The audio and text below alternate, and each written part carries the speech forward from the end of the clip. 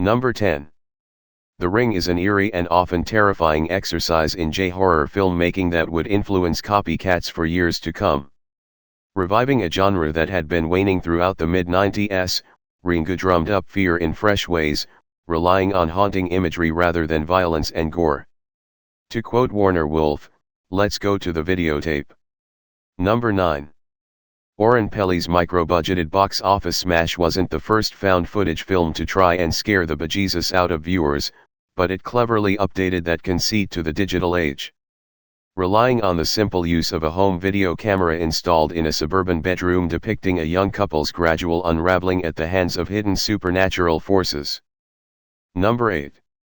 Psycho, its initial release in 1960, becoming the most profitable film in the master of suspense's career.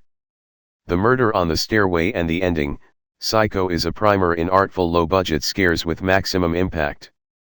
Number 7.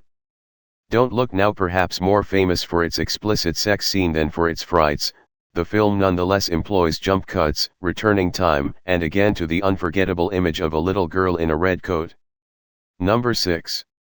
The Shining, conjuring up some of the most memorable images in horror history, the twins in the hallway, the blood in the elevator, Here's Johnny. It remains one of the genre's aesthetic high points, a masterpiece of brooding visual terror.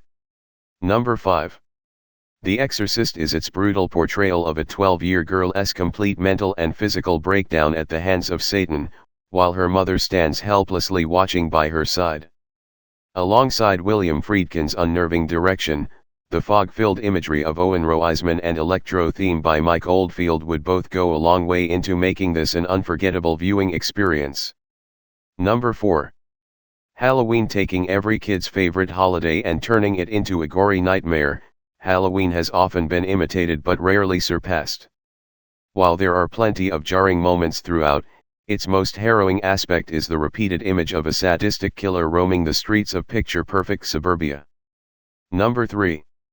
The Blair Witch Project, employing one of the genre's cardinal rules that the less you show, the scarier you make it, directors Daniel Myrick and Eduardo Sanchez would inspire hundreds of imitators, but none of them would whip together a movie so straightforwardly fearful. Number 2. The Texas Chainsaw Massacre, the goriest tangent of the horror genre, was spawned by Tobe Hooper's vicious foray into deep Texas, relying less on classic jump scares or sound effects than on the shocking sight of a flesh-eating family and their collection of power tools. Massacre is a movie that leaves you battered, bruised and slightly nauseous after each viewing.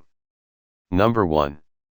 Funny Games. It's rarely classified as a horror movie, but this Austrian home invasion flick remains one of the most terrifying, if not traumatizing, films ever made.